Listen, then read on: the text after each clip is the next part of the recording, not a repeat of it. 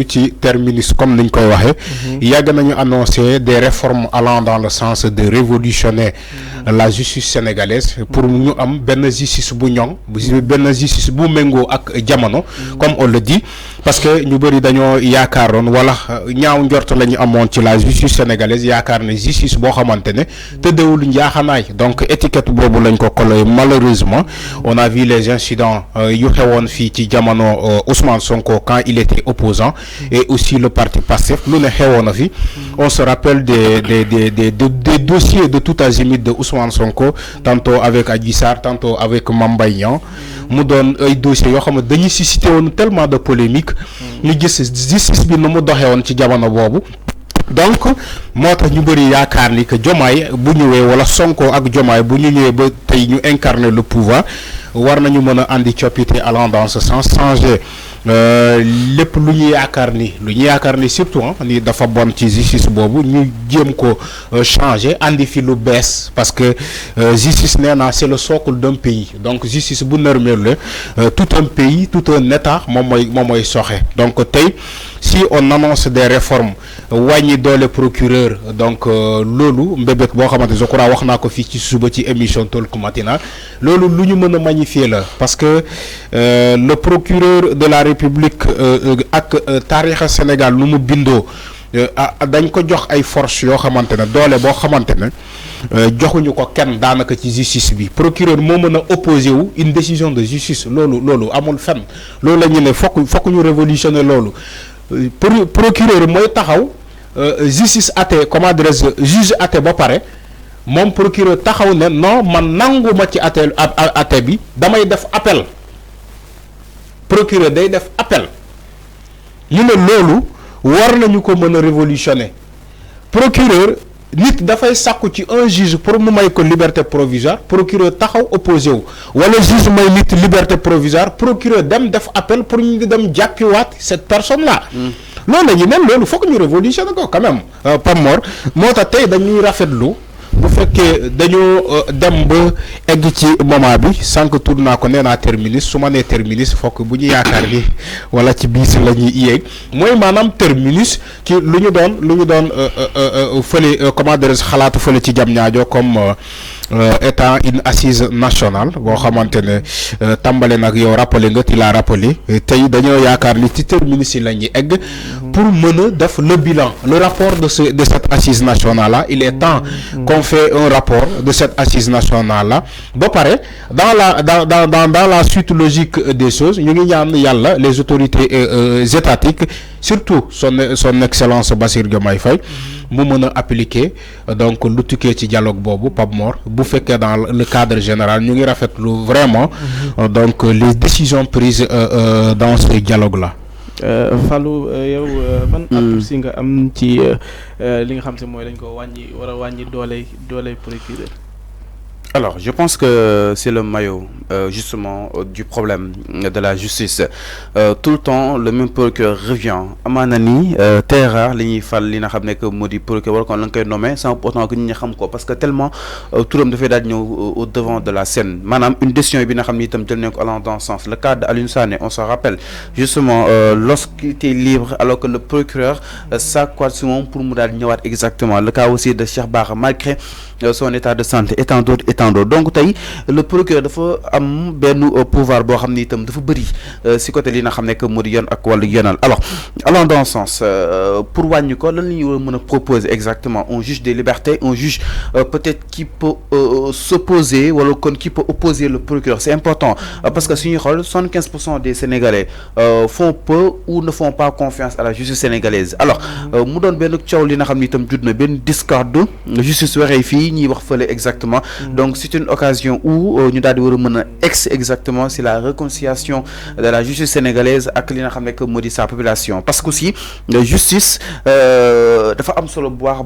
baax si réew juste aussi justice bu équitable mais aussi bu équilibré allant dans ce sens balance bi aussi daal di war a mën a penché fu nekk mais nguur gi fi jógee gisoon neen plan balance bi fan lay gën a penché wu si côté li nga xam ne que moo di opposition et je pense que ni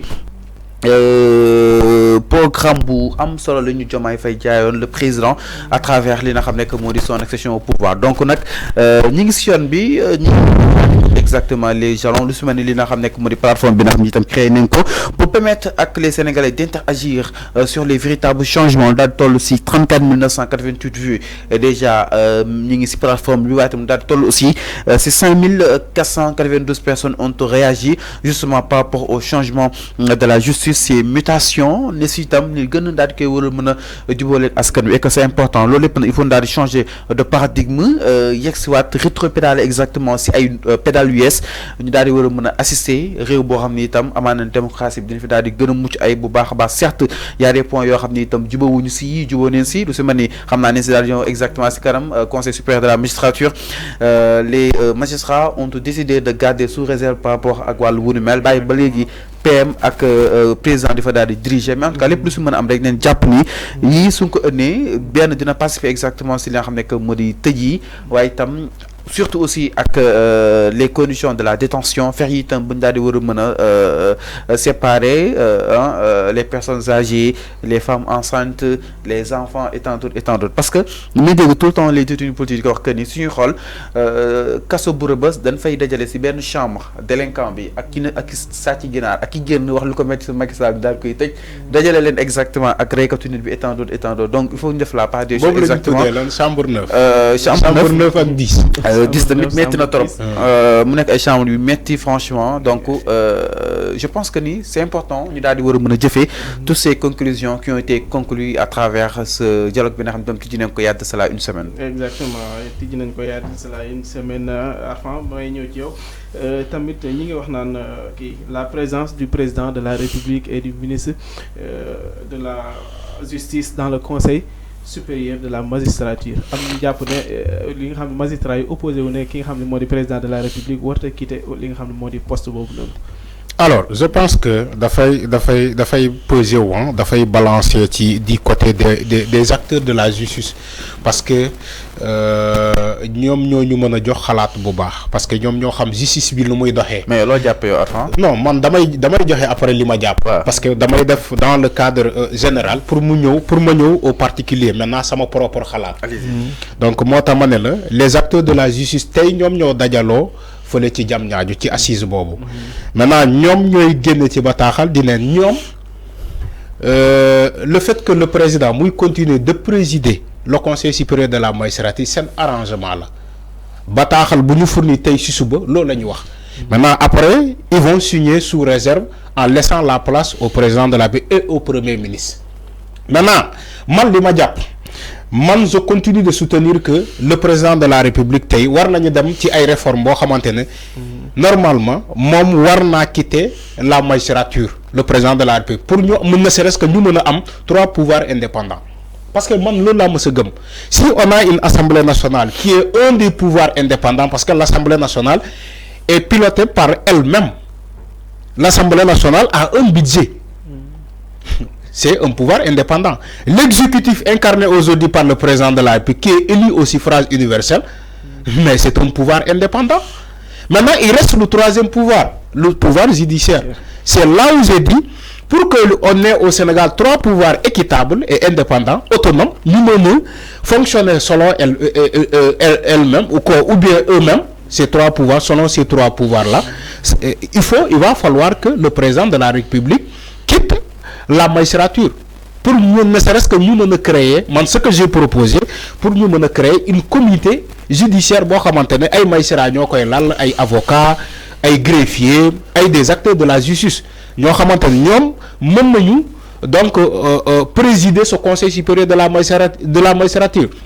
man loolu mooy sama gëm-gëm mais sauf que man sama xalaat laa ci joxe. Mais les acteurs, à ma grande surprise, c'est les acteurs judiciaires, il faut que le président continue de présider cette magistrature-là. Donc nous, mais on n'a rien à dire. Parce que les acteurs judiciaires d'abord. Justice, il faut les acteurs judiciaires d'abord. Après, ça va venir les autres couches. Les journalistes, les citoyens lambda, les anciens détenus. Après, nous mais il faut que d'abord, nous avons que justice. Nous avons que khalat. Donc, comme nous avons khalat, Sénégalais, Donc dans ce cas man jàppuma beneen alibi donc ñun suñu bëgg-bëgg yaakaar nañ ni je crois je suis pas le seul ñoom quand ils étaient dans l'opposition yàgg nañu kaas lu mel noonu en disant que comment un président de la République peut présider le Conseil supérieur de la magistrature. Mais quand même mais li ngay bañ a dégg enfin mais il y a des réalités du pouvoir exactement. yàgg nañ ko non yàgg nañ ko militer étant dans l'opposition que ni comment un président peut justement présider le Conseil supérieur de la magistrature mais tey suñu si génnee président peut-être yenn si ay pouvoir am yi gën a bëri si conseil bi la nekk quoi comme bien sûr donc est-ce que pouvoir président douanier ko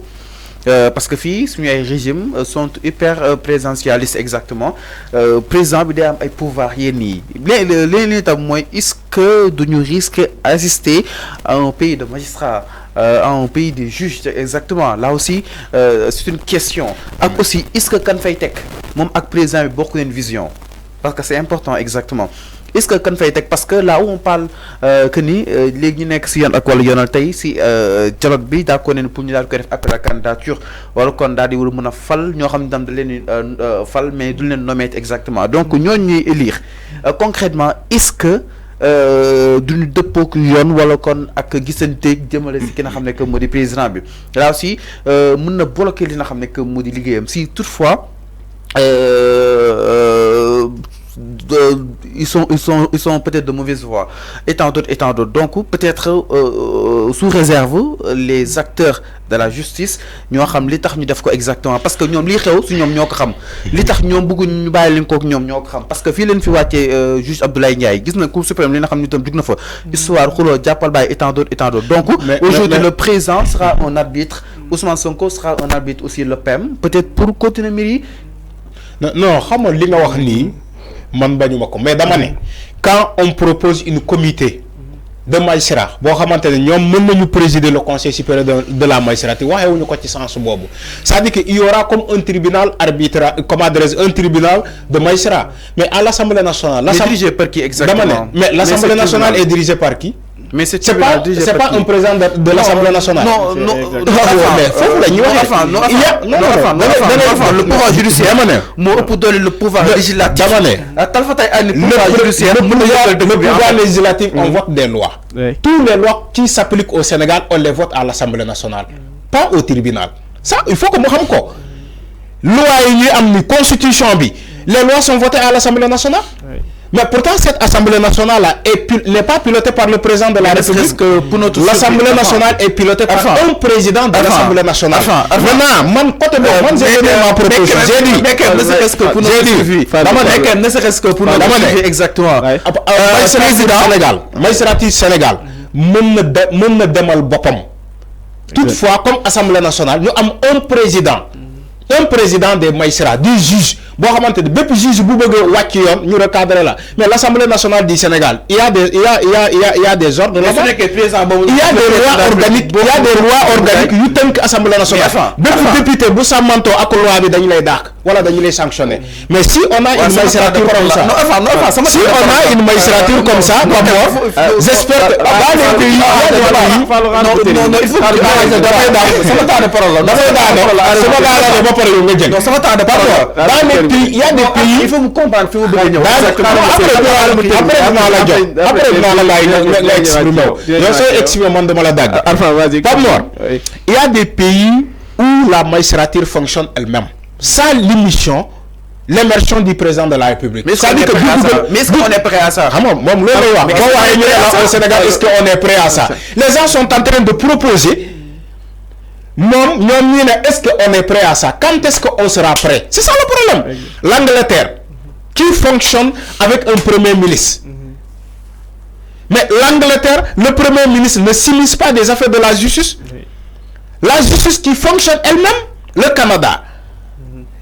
est piloté aujourd'hui par le premier ministre, Justin Trudeau. Mais il ne s'immisce pas, et le président de la République, et le premier ministre, ils ne s'immiscent pas dans l'affaire de la justice. La justice est indépendante. Aux États-Unis, par exemple, là où on nous dit c'est le pays le plus démocratique au monde, les États-Unis. Oui. Mais les États-Unis, le président de la République n'a pas des ordres à donner aux magistrats. Non. Il n'a pas d'ordre à donner aux magistrats. Si les magistrats prennent une décision, même bu neexulee le président de la République il s'applique à tout le monde mais au Sénégal ngay ñëw ñu ne la non est-ce que si le président se retire de la magistrature est-ce que mën naa diriger bu baax en kay mën naa diriger bu baax c'est pas le président de dicter le président de la République de dicter les magistrats la lu ñu war a def man foofu lay waxee ak moom c'est pas le président de diriger les magistrats wala les juges jàpp leen diw wala tëj leen diw bàyyi leen diw foofu la ñuy ne waroon mais quand même dossier yi daal réew mi maanaam dossier bi fi nar a nit wàllu instabilité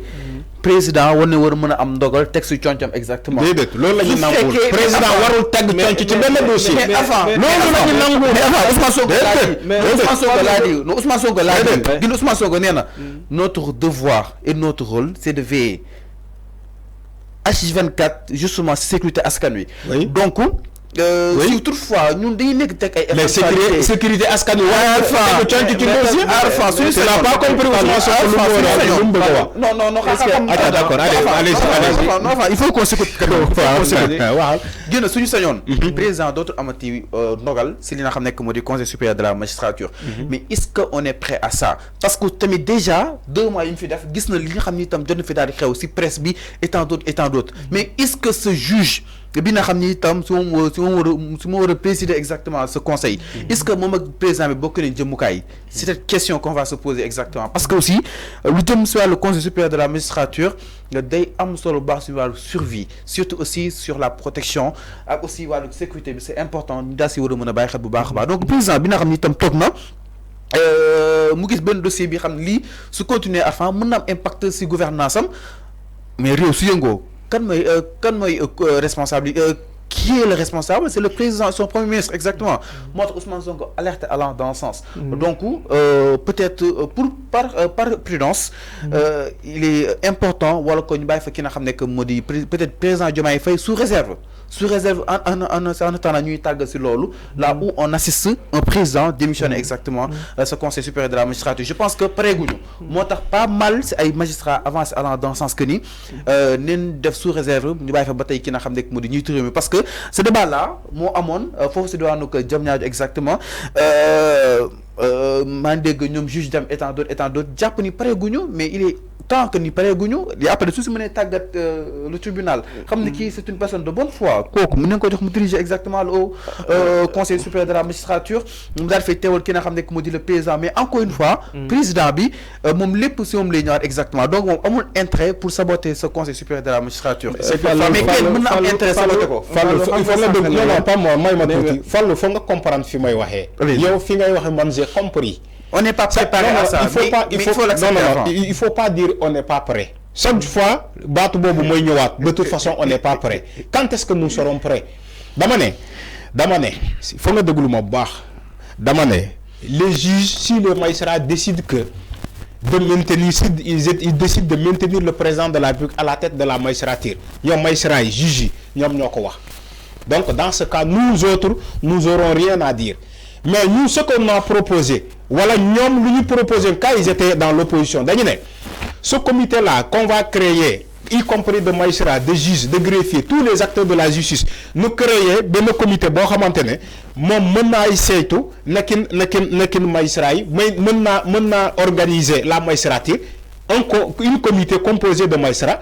ñoom mën nañ ko nommer maintenant bépp magistrat bu wàcc yoon on va créer un règlement intérieur ci comité boobu comme ça se fait à l'Assemblée nationale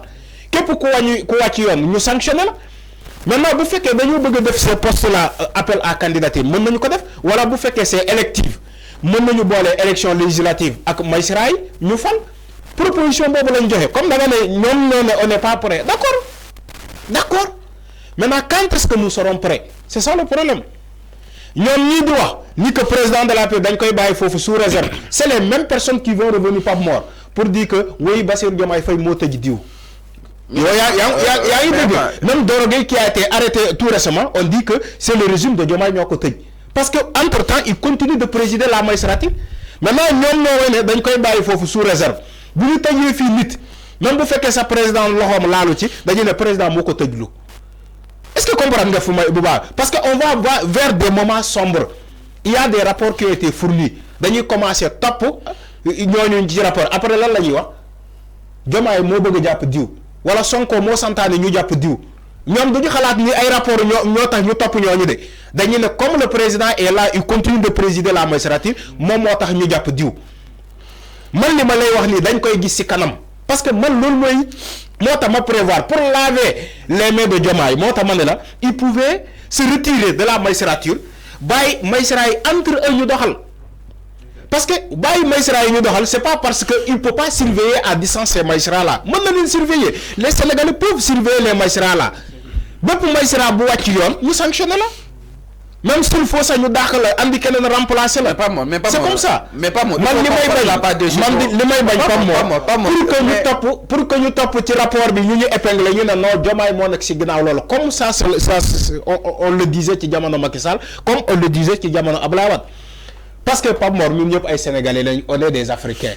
on a des pouvoirs hyper présidentiels c'est-à-dire que bu ñu nee hyper présidentiel dañoo jël benn pouvoir accaparé ko jox ko benn président de la République boo xamante dañ ko ne loo def baax na mën ngaa tëj di tijji bum di bumi mën ngaa def loolu la ne moo tax ñu ne la on a des pouvoirs hyper présidentiels en Afrique moo tax koo jàpp rek même bu fekkee yoon moo def liggéeyam seen xel day dem automatiquement ci le président de la République day ne ah président de la République moo jàpp Sonko moo jàpp Diomaye moo jàpp kii dugal ko sa ci kaso bi mais ñun xalaat boobu la ñuy am maintenant pour formater ces arts de pensée ci la ne Diomaye pour se retirer de la magistrature même si la magistrature là sera surveillée par une comité ad hoc boo xamante ne dañ koy laal une comité indépendante boo xamante ne faruñu fii faruñu fee ñoom yoon rek mooy seen liggéey yoon jubal jubanti jubal jubanti de la même manière comme on a créé cette plateforme là jubal jubanti mënuñu créer une comité de magistrats jubal jubanti tu crois que mënuñu ko def te magistrats yooyu jubal jubanti ñoom dañuy veiller à ce que la magistrature mu fonctionne normal. foofu la ñuy waxee. Enfin, il faut qu'on fasse la part des choses, encore une fois. Parce que, tout d'abord, nous sommes, si changement, si choppy, changement de paradigme, changement de système, ou plutôt changement systémique. Enfin, alors, les vidéos il y a de cela 60 ans, Senghor, nous aussi Abdou Diouf, Yexi Macky Sall, pensant par Abdoulaye Wade. Mais Diomaye bi wote système bi, est-ce que nous avons bien présomption d'innocence bu woote anti-système dama lay rectifier rek continue merci beaucoup voilà si bu woote anti-système est-ce que nous avons benn bonne foi wala kon benn présomption d'innocence que ni ñoom Macky Sall doon immiscé si wàllu yoon ak wàllu yoonal mën na see bañ a fekkante Diomaye le président Diomaye mën na ko si bañ a fekkante parce que là on parle d'anti-système exactement il faut ñu bàyyi ko mu essayer ñu xool Diomaye lan la ñuy proposer parce que si boobu ba tey 2 mois yu fi toog certes lu nekk ñu ko koy ji mais sénégalais dofuñu mu continue de présider la magistrature loolu nga bëgg a wax Arfan donc dans ce cas c'est l'opposition ñooy nekk di accuser Diomaye que ni ak Sonko que ni ñoom ñoo jàpp ñoom door a mais loolu laay wax nii léegi c'est l'opposition c'est l'occasion maintenant pour eux de se retirer de la magistrature mais sénégalais bu toog xam na bu baax beeg bon bi sénégalais bu toog mën a discerner le vrai et le faux donc Diomaye dafa woote en système le président Diomaye donc mën neen jox boobu de li nga xam ne que moo di présomption d'innocence que ni li fi ñoom Macky Sall defoon du ko def mën na see maanu ñu toog xool ana lan ak lan ñoom liñ faseen daal di war a mën a ënni même su koy Diomaye di présider ba tey mën na am ay changements allant dans ce sens mais ñu li ñu d'accord mooy président daa si retiré wu carrément est-ce que là du conséquence suñu wàllu que survie suñu wàllu sécurité et tant d'autres parce que yoon dafa nekk loo xam ne itam lu sensible la lu complexe la koo bokkal ambition koo bokk vision rek su ma ko mën a doxal ànd seeg yow concrètement donc nag ñiy xaar yoon ak wàllu yoonal ana lan lañu daal di war a mën a déduire ci conclusion yu ni mel mais man je pense que ni dañoo woote anti-système un changement systémique ñu ne leen may benn présomption d'innocence c'est une bonne fois que ni ñu leen dugalee seen loxo ci yoon ak wàllu yoonal ñoom du nga ko def exactement opposition bi nag day opposé wu day wax ku ñu fi jàpp ñu ne Diomaye moo ko jàppul ak Ousmane Sonko mais Sénégalais bi toog këram mën na discerner le vrai et le mal ba pare dina xam ni kii Diomaye war na si dugal loxo wala kon kii Diomaye si dugal loxo exactement mais quand même toutes les arrestations sont justifiées doo ragay Diomaye yoonu Diomaye nekk si ak yoonu Sonko nekk si ba jaxate gis na kàddu yu mu yëkkati yoonu Sonko nekk si procureur su ma ko wóor xam na procureur yàgg naa wóor nit Abdou Karim Gueye te dafa dem wiisi ko et tant d'autres donc ça n'a rien à voir Diomaye mën nañ ko may benn présomption d'innocence jàpp ni dina indi changement si yoon ak wàllu yoonal parce que dañoo appelé li nga xam ne moo di un changement du système donc na leen Sénégalais yi déglu parce que doxalinu justice moo taxoon ñu bëgg a changer exactement le président du conseil supérieur de la magistrature su nekkee Diomaye dafa ñëw changer exactement doxalin bi donc mu nekk fa bàyyi ba tey su nekkee dafa ñëw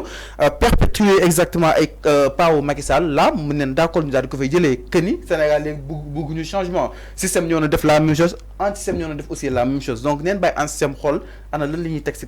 taawul li nga xam ne que moo di sénégalais yi concrètement. leneen tamit lu bokk ci point yi mooy l'instauration d'un juge des libertés